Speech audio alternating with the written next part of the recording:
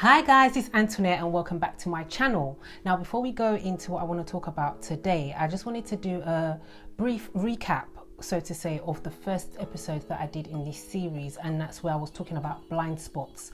And if you haven't done the exercise that I kind of set, and if you're interested, you still have plenty of time to do it. If you're like interested in personal development and working on your character, things like that, because just like driving, if you don't check your blind spot, or if you don't see what's in your blind spot, it could be really dangerous and a collision could happen. And it's the same, like just translating it over to what we're talking about in this context, it's kind of like the same. Sometimes we have certain things in our character and nature that we don't necessarily know is there, and it could be quite detrimental to our relationships and how we relate to other people, because we just don't know that we do these things, or we don't know that we have these certain traits. So trying to get to the bottom of it, like with the help of God and with people around us, it will help us like work on certain things. Acknowledging that we're not perfect helps us become more open-minded, and it helps us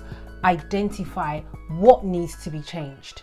And I'm going to use myself as an example here. For instance, when I did this exercise at work, two of my colleagues thought that I was quite loud. And if I look at it on the surface, I'll be like, loud? Like that's the least expected thing that I would think of. Like I generally did not see myself as a loud person. So I had to like dig down and think, okay, why is it that when I'm at work, at least two of my colleagues feel that I'm quite loud? And when I got down to the bottom of it, I think deep down it's the fact that when I get to work, this is my previous workplace I'm talking about, I didn't want to be overlooked.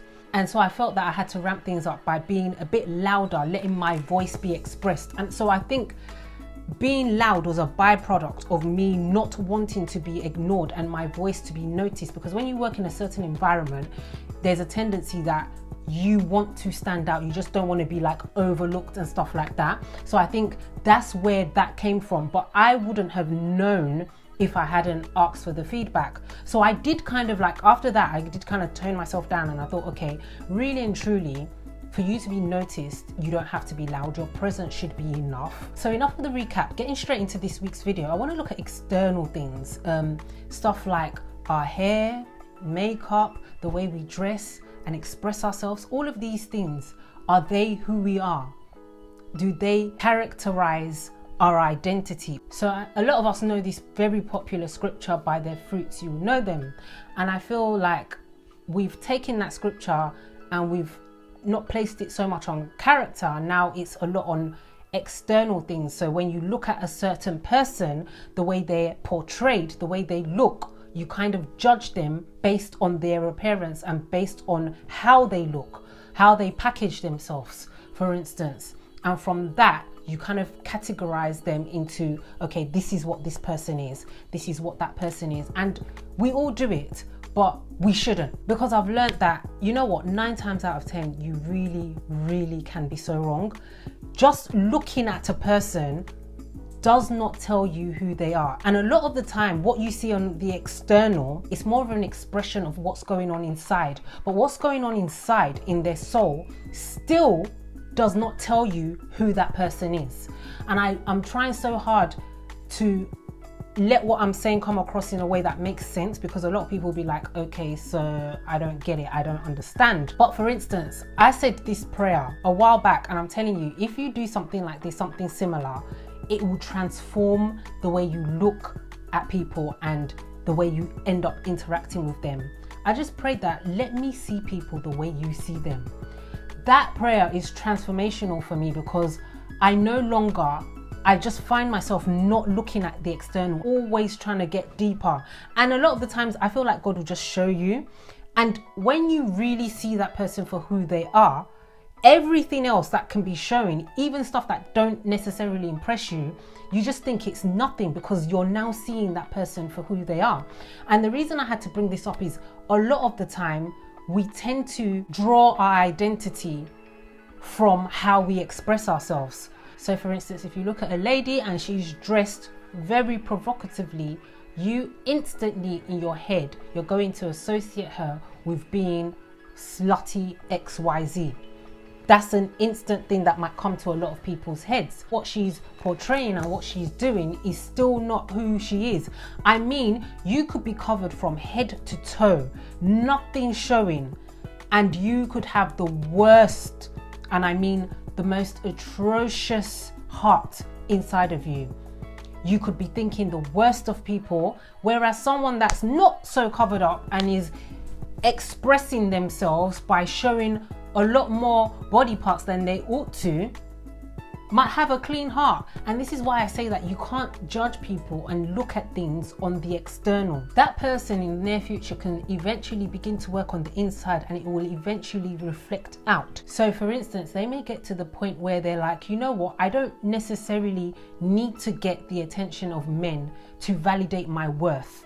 And then they now ultimately begin to change how they dress, how they present themselves. And then people have no choice but to treat them the way that they are expressing themselves. But I just want to get across the fact that looking at all these little external things still does not make that person. It's that person's heart, the inner man, the spirit, that is who they are. That's just to buttress the point that we shouldn't judge people based on their external appearances. And another example, if someone loses all their hair due to sickness and stuff like that, and they've put their identity and who they are in their hair, so they've got really nice, gorgeous hair, and they lose all of that hair, how are they now going to feel about themselves now that they've lost all their hair? If you've put your self-worth, if you put your worth and your value in the external, in the how I dress, how I look, and I'm not saying that how you dress and how you look is not important. I don't want my point to be misunderstood. What I'm saying is, when we place value on things like this, the external things, on our looks, on our appearances, on whether we're snatched in the right places and all of that, if something should go wrong, if something should move out of place, how do we now feel about ourselves? And that's why it's important for us to not place our identity in the external. Continue to express yourself in your hair, in whatever it is you want to express yourself, but don't place your identity in the external things, because they're temporary, they fade. These things don't last. It's an expression of what you want people to read, but it's still not who you are. So I don't want to ramble on too much in this episode. I just wanted us to look at the fact that a lot of the times we do judge based on the external, but we need to take a step back and stop doing that, because the external is not where people's identity lies. The external is not really who people are. So it's a case where we need to just pray to God that we see people for who they really are and not what they're portraying. We see beyond the mask, we see beyond the layers, we see beyond the labels, we see beyond what they may be putting on. All of that, we put that to the side and see people for what they are. And I'm also going to try and put up a practical exercise on my Instagram stories to go with this as well. So yes, guys, I'm going to leave this episode here, and next week we're going to look at another aspect under identity. I hope you got something from today, and I hope you're enjoying this series overall. Let me know. Yes, so until next week, where we look at another topic, remember that it's one step at a time to becoming confident. Bye for now.